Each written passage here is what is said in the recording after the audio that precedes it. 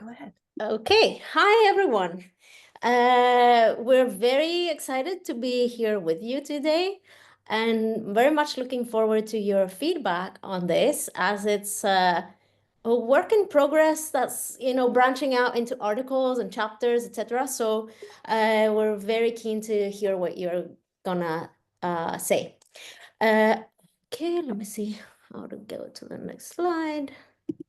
So we have two main theses. Starting with a discussion of meat, we claim that technoscientific work to produce meat is a process of what we call reeling meat or of achieving meat realness. And we'll explain these terms. This has an implication about how we're thinking of reality as performatively constituted. So we're thinking of reality as a process of performing the real, or of reeling and of achieving realness.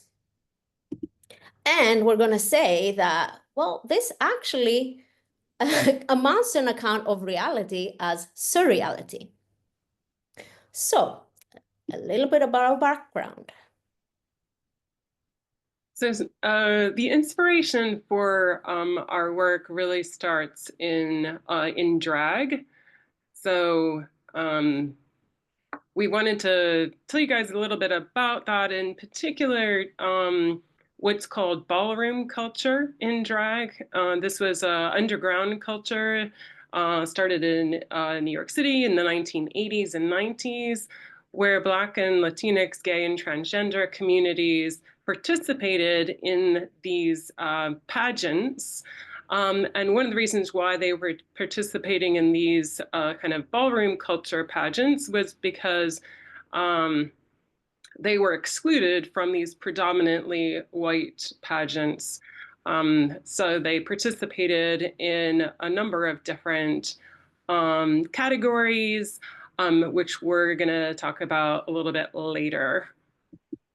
So I became drawn to drag and to ballroom, specifically through this show. That's a popular show. I mean, it's gone on for I don't know how many seasons, i.e. years. I think maybe like 14 or something.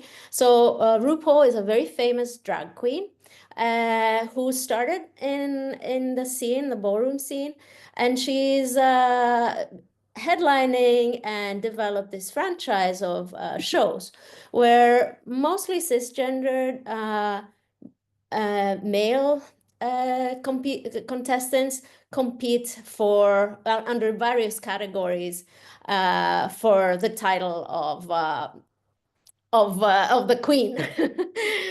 So here's an image of the cast of season 10. So I started watching this actually while on sick leave in 2020, winter 2020 and 2021. And I was taking a break from the mitigation project where I had been thinking about meat replacement and how vegetables get to be meat. And so I became inspired by this show to think of this practice of meat replacement by analogy to drag. So I wrote about meat reality as performatively constituted and possible to constitute differently, using a text of Judith Butler. If you're familiar with this gender studies scholar and philosopher, Butler has written about the performativity of gender, herself inspired by drag. And so I used some of her text and actually transphrased her text, putting in sex and for sex and gender, I put in animal bodies and meat. So I kind of, in a way, imitated, made an imitation of her argument to come to the conclusion that meat is a fluid concept in this paper. So going from these, thinking about this process now, okay, this is kind of a challenge. We have these products like Beyond Sausage who claim to be plant-based meats. how for us in philosophy, it is this kind of conundrum. How do plants get to be meat? This is a sort of conundrum that I dealt with in this 22 paper.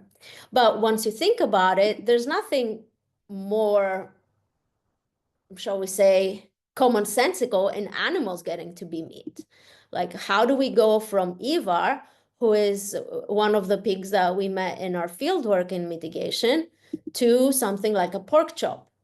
There's a lot of work that also goes into going from an animal, a being who is an animal with a specific identity and personality and life, to something that is an edible product. And all kinds of technologies are involved in this process, from confinement technologies like we see here in Don Coppin's work on Foucauldian hog futures, the confinement crates, the gestation crate for pregnant sows is pictured here, to technologies for representing animal bodies. Here we see two diagrams from cookbooks.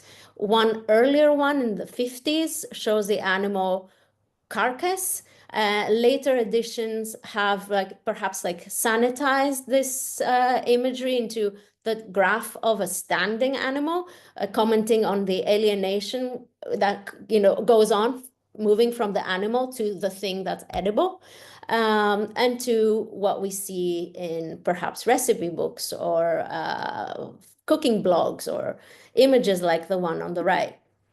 So there's nothing necessarily pork choppy about Ivar. So this is a paper that I was writing, actually in the process of writing, and what initially brought Sophia and I together. So we were both working on these ideas of how do animals and plants and products of animals become what they are. Thinking about agricultural products in a paper I wrote in 2023, I talk about this as far as meat and eggs are in some sense constituted by prescribed standards, like agricultural standards, like what is set out, for instance, in the United States Department of Agriculture, as those prescriptions that in order to sell something as an agricultural product, you actually have to abide by. So this is the one for shell eggs. So in order to sell something as a shell egg, it has to be according to a certain grade, as well as, can't be too dirty, can't have too many little cracks or what are called checks in them. And weirdly, in the USDA standard, it also has to be egg-shaped. So if it's not egg-shaped, if it's round, it doesn't get to be sold as an egg. I'm not making this up. This is a real thing. Okay. But what's interesting and what I explored in that paper is that standards aren't just defining the product, the agricultural product, but they are defining the activities that are related to its production. So they're also these standards that actually instruct producers, like producers of shell eggs. Chickens, of course, don't abide by these, but handlers of chickens do. So thinking about things like you can't actually produce these eggs unless you've actually gone through the correct management practice, looking after your flock correctly, and proper handling of both the chickens and the eggs.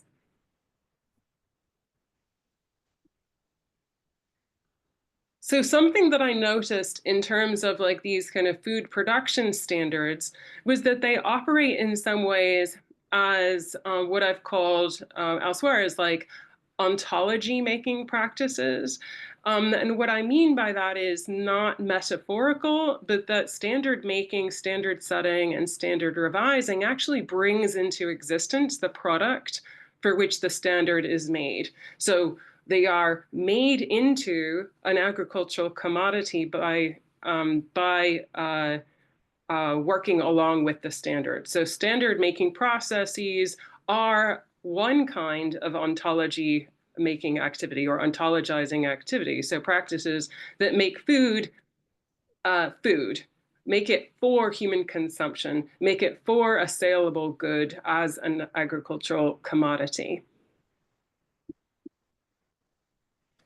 So this is where we started to talk about things, like thinking about, like, since we're both talking about the constitutive nature of reality, what is it that we're actually both talking about? So we got together and we've been talking ever since, but thinking about what this means for reality. So reality itself might be something that is performatively constituted and therefore can be constituted differently. And this is the project today. So thinking about what is reality, you know, obviously this is what a lot of philosophers like to do. When we think about reality, often we are talking about, you know, in scientific philosophy of science, scientific realism. So one of the standard positions of realism is that theories describe the world as it really is, as it is objectively speaking, in terms of what is out there. So our commitment to realism means that we're committed to a mind-independent world. So it's not that because we are thinking about it, it makes it real, but actually quite the opposite, that it exists separate from us and separate from our minds. And what is the truth holder is our theory matching that world. But of course, there's tons of non-foundationalist approaches that actually say, no, it's not about a mind-independent world. So other realist commitments, like Michaela Massimi's talks about, like, our commitments are to phenomena. And these phenomena are always only understandable in terms of being from a human point of view. So it makes no sense to talk about a mind-independent world because everything has to be understood from a particular point of view. And in Hasek Chang's work, talking about operational coherence, he's actually talking about this idea that the real world is the world that we experience. If we think that it's anything more, we're just mistaken. Reality is what we experience. And so we can understand reality in terms of operational coherence. And that's what's going on. It's not that there's a world out there. It's that our correspondence is to how we interact with it. So he has this lovely way of understanding, you know, if you don't know something's real, then interact with it. And so he has this phrase, suck it and see. So if you don't know, try it out and see whether or not it's real.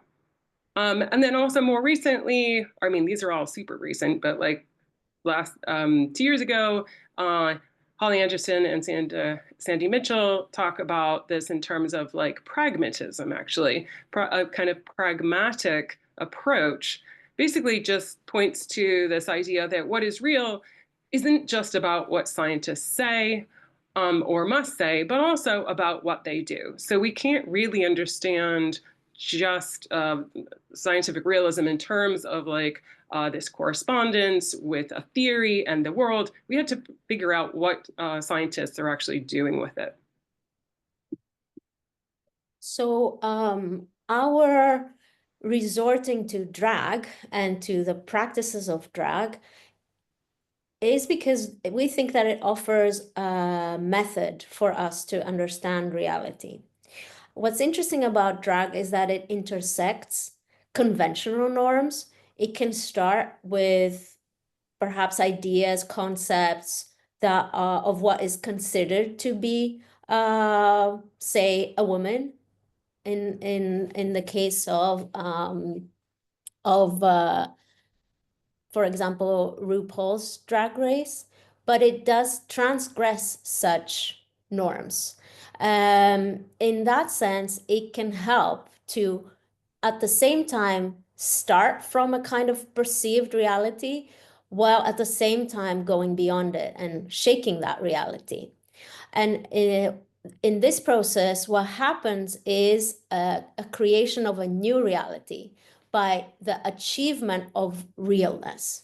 And to give you an example of what achieving realness means in this context, here is drag queen Alaska. And it's part of an episode from RuPaul's Drag Race. And here, Alaska is competing under the category of executive realness. So the point of this performance is to achieve executive realness. So to perform and be a real executive. And here Alaska is coming into the scene with her hard hat, like a fabulous architect, holding her floor plans or designs in her left hand. And this is where we see this kind of work, and that goes into performing and achieving this type of realness. Now, how does this connect to meat analogs and to science? So there have been meat analogs for a long time. Our first generation, or what are specified as first generation plant-based meat analogs, were designed to emulate primarily the structure of meat. But second generation, more recent plant-based meat analogs have gone beyond the structure to try to emulate the taste, the color, the mouthfeel, the functional properties, for example, how they behave when they're cooked, of these foods. So products like Beyond Meat, that I pictured earlier, or Impossible Foods or Light Life are part of this second generation movement. So how or what happens to meat when we consider it in food science? That thing we cut, cook, chew on, taste, smell, and look at becomes founded, what I've analyzed as founding in food science, and becomes articulated in concepts or through concepts that are native to this scientific milieu, the scientific context. And this red frame is supposed to symbolize this like framing and, you know, embedding and founding of this supposedly everyday idea of meat. So suddenly when we're in science, we're starting to think about the structure of this material, its composition, its functionality, mouthfeel, flavor, odor, appearance, etc. And all these can be analyzed in terms of further concepts and further processes, further phenomena that are up for scientific research, articulation, and development. So to give you an example of the emulation of the fiber structure, which continues to this day, even though it's one of the earliest types of technologies and characteristics to be achieved.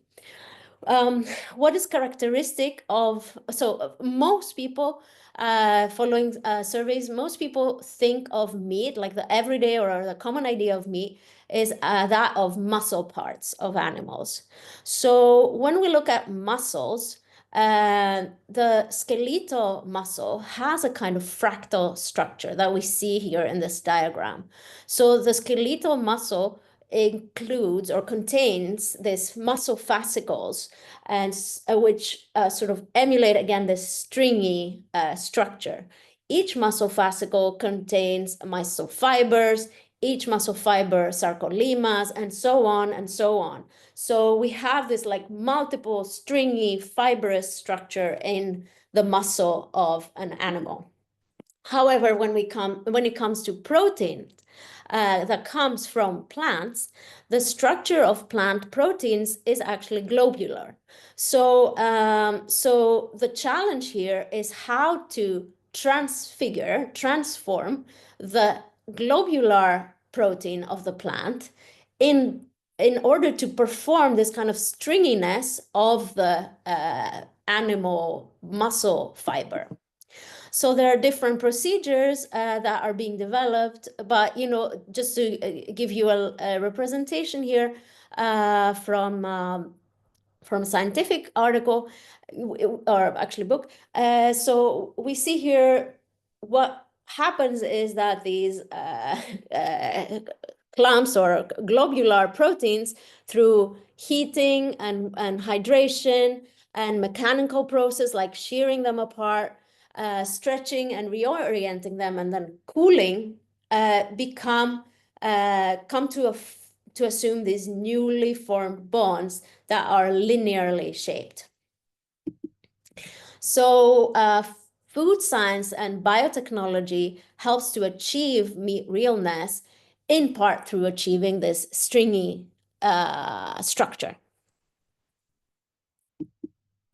And this achievement of meat realness continues to the plate, to the functional characteristics that we mentioned, like here, browning when cooked, when under heat, or the fatty mouthfeel that meat characteristically has.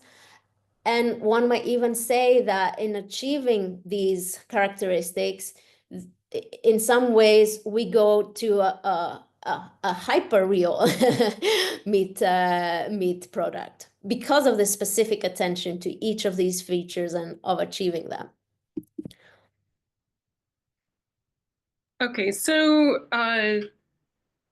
thinking about this in terms of plant-based meats and thinking about this notion of achieving realness, this is also something that we can understand in the context of animal-based meats or in terms of eggs.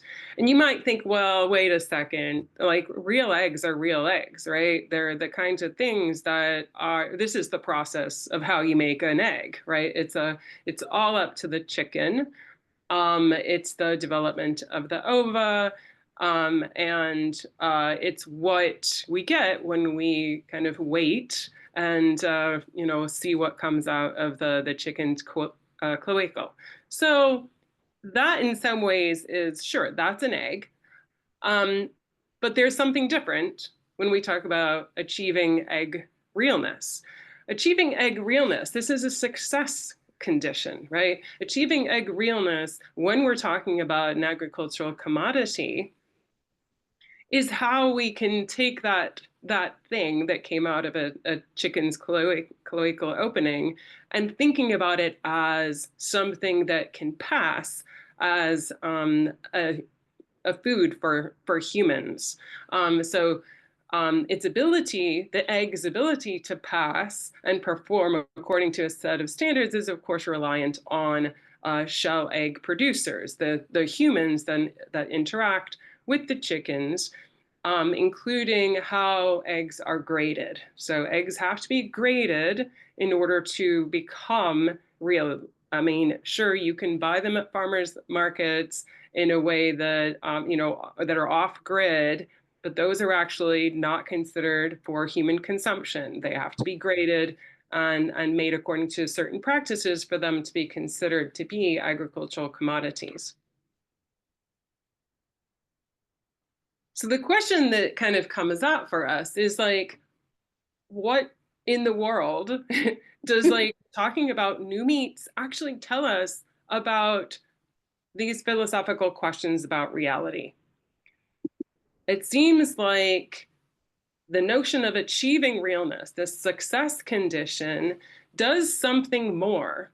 We're actually considering both what is the success condition for realism. Standard realism obviously is, oh, your theory represents the way the real world out there is. Whereas these alternatives to realism in terms of perspectivism or operational coherentism that I talked about earlier, like these actually have different success conditions, but they still have different ways that they achieve this notion of realism and what is the real. So we could understand, or we do understand this idea of achieving realness is through a set of activities. Reeling is this set of activities of ontologizing that I mentioned earlier. And so when we're talking about ontologizing activities, it's not just standards. It's not just recreating this sorts of materials that actually emulate and make us like have the mouthfeel of meat. These are a wider understanding of different kind of ways of performing and achieving realness. Sophia mentioned founding. So that's one way that we can understand reeling as a kind of ontologizing activity. And the other one is from my work, which is thinking about kinding. So making kinds or kinding or kind making refers to practices of making concepts, making categories, and revising them and discovering kinds. So it basically in both our works, so we're shifting talking about kinds or objects that exist to actually thinking about what is the process by which we actually make kinds. So when I talk about kinding, you think back to like, that terrible like butchery kind of pre-carved joints of nature. I mean, I think a better way of thinking about it, if we're be vegan kind of inclusive, is like thinking about garlic cloves. You break a garlic bulb into its cloves. So in terms of kinding, it's instead of thinking about the world as these pre-carved joints of nature, we're interested in studying how these are made, how we're actually carving the world. So thinking about kinding practices and thinking about the people who make them. So kinders. I know this is like we're just not just making words up. We're actually doing it on purpose. So thinking about achieving realness, I mean, like the contrast or the connection we're talking about in drag is thinking about achieving realness as kind of reconciling the possibility with reality. And this is through these practices that include costuming, makeup, and body modification. Whereas in science, it's also about practice. It's also about the things that people are doing that make possible entities real through things like modeling, obviously different kind of modeling, constructing counterfactual statements, devising proof of concept experiments, and devising novel technological interventions, just to name some. So if we go back to this broader idea or implication for this way of looking at reality, then we can contrast what we're talking about to this famous quote of Duhem, who said that the task of science is to strip reality of the appearances that cover it like a veil in order to see the bare reality itself. So instead of this idea of science as unveiling, as uncovering or discovering, our proposal is that science rather is in the business of dress up and makeup, creating the right veil for the right occasion for the scientific claim to pass as real and to convince the right people.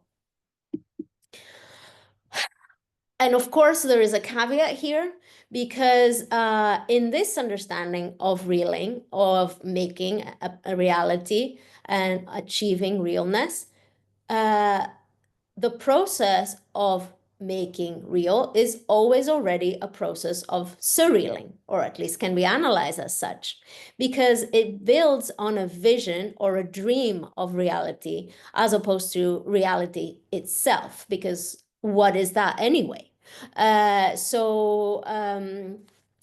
Like surrealist art, surrealing in science or through science, or technoscience, and also, all kinds of these like socio-technical infrastructures that make or help bring things into existence, like standard making, for example, in the food industry. These practices start with an idea of what is real, good, whatever, eggs or meat or other things, and then go beyond that idea or vision to make that happen. So here we see a painting by Frida Kahlo, The Wounded Deer, and it's a painting that she made after a failed spine operation that she had in New York.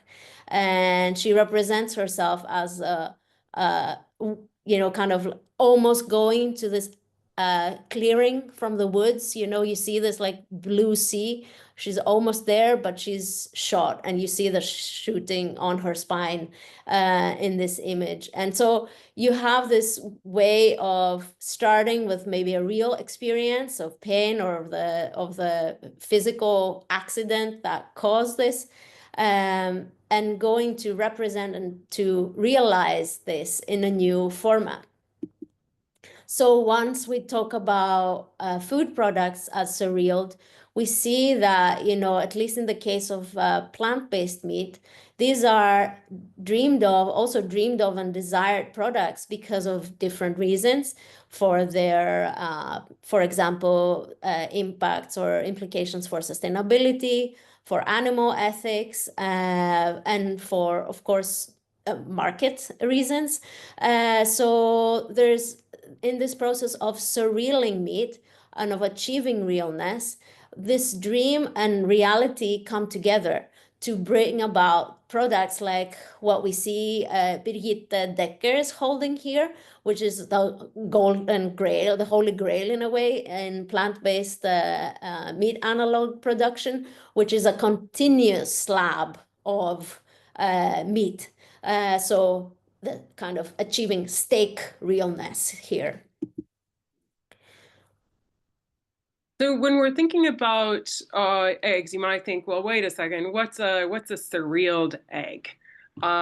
So in a similar way to thinking about achieving our realness, reeling and surrealing is actually thinking about making kinds and kinding, but also founding and finding, basically processes that change the world to fit our categories.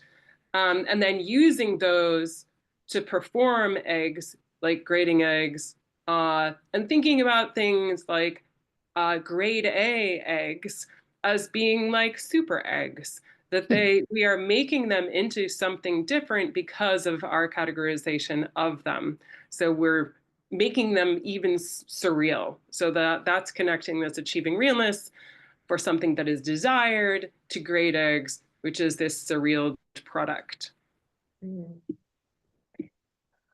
So just to sum up, we have proposed that drag practices can be interesting methodologically for us in philosophy, not only for gender studies and not only for thinking about concepts of gender, but for thinking about reality more broadly, and thinking about reality as possible to shake and to out as performatively constituted. And we have talked about meat surreality, so analyze technoscientific work to produce meat as a process of reeling meat and achieving meat realness that is also at the same time a process of surrealing meat. And then our other conclusion is basically that when we're talking about reality, we're often actually talking about surreality within science as well. So thinking about achieving realness then shows that the reality is always in the process of something being made real. And this process goes from what was real to what we think should be real or more real. And so reality we can reinterpret to be something that is once maintained and remade through surrealing activities. Okay, this is it from us. Thank you very much. These are our emails and socials and a couple of links to the main projects we have at this time. And yeah, we look forward to the discussion. Thank you very much for the invitation.